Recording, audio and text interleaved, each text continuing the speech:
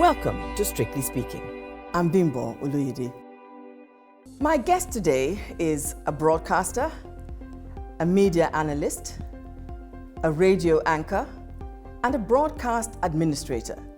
Miss Ify Onyegbule, welcome to Strictly Speaking. Thank you for having me. I recently attended your book launch.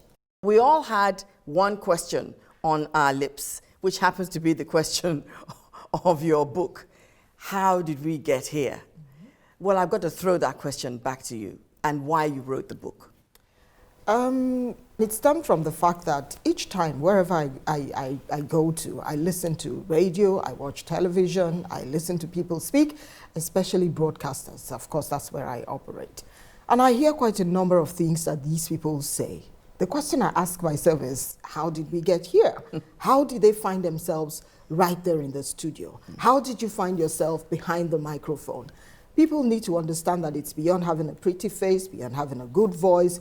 It's about what you have been trained to do. I look back at what it was for me, in the profession, growing, learning the ropes, making my mistakes, wobbling and fumbling, and actually standing up and doing it right. And I said, look, I need to put this together, some of those mistakes that I have made and the mistakes that other people also made in the course of the job. I had to bring them together. I compressed it, and that's how we came about that book, How Did We Get Here?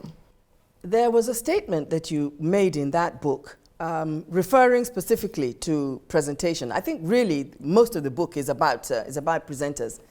And that statement is, I hope I got that right. You meet someone, I would expect that before you get on with the interview with anyone, the idea is to find out how the person's name is pronounced. I was MC at an event weeks ago, and we had the MD of Loma there, and there was a name, he had this name that needed care to pronounce. And I went to him, I said, I would like for you to give me the right pronunciation of your name, and he did that.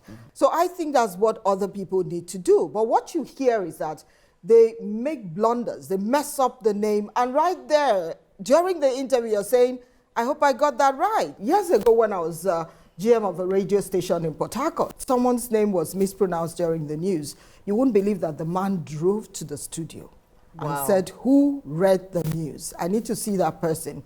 He wasn't coming to fight. He was coming to say, this is how my name is pronounced. So we need to understand, we're Nigerians, we're Africans, our names have meanings. And when you mispronounce a name, it loses its meaning.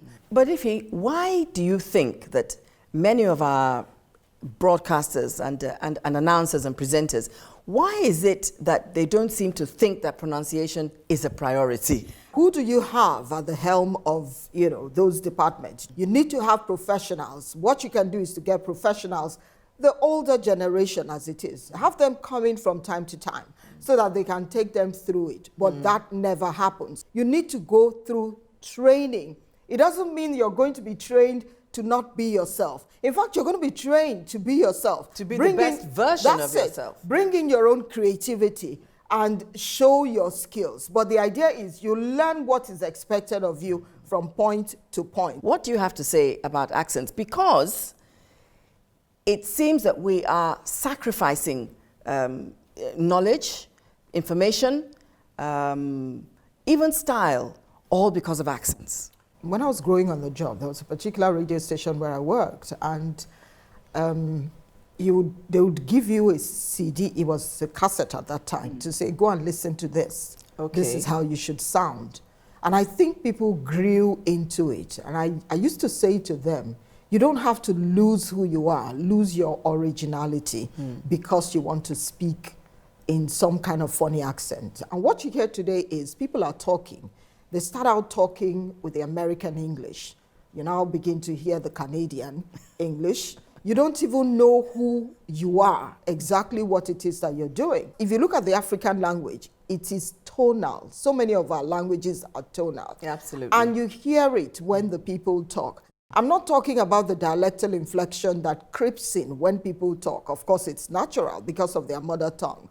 But as a broadcaster, it's your responsibility to find a way to expunge it. You talk about the H, some people have the H problem, the P and F, the L and R. the J and the Y.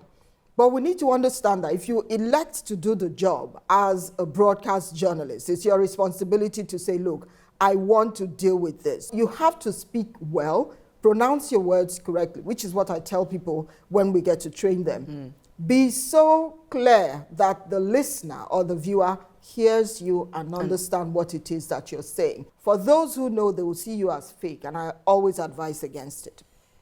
When you were talking about some of these speech factors, a thought came into my mind. The regulators, when we make mistakes in terms of content, they jump in an instant.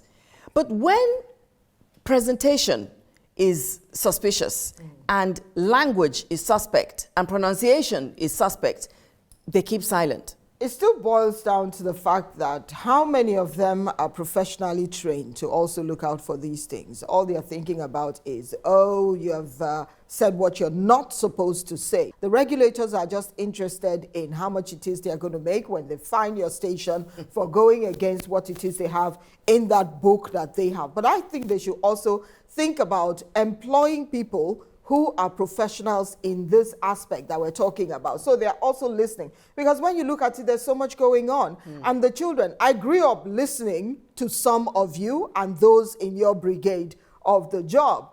Now, our children are listening to radio, they're watching television. They're confused. This person is saying this person is saying that. Which exactly are we going to follow? I know it's an open market. Everyone's operating. Everyone is looking at targeting a particular set of people. But there has to be a standard, and the regulators need to also understand that they have to find professionals in these areas so that they are able to at least put a tab on something to say this is what you should inch towards, and we're able to move on from there. Thank you very, very much, Ify. I'm really pleased that you joined me. I've enjoyed the conversation, and I think we've identified a few real issues here. But we're not going to give up. We're going to keep on aiming to maintain standards. Exactly. Hopefully someday we'll be able to answer that question of exactly how we got here. Thank you for having me. You're welcome.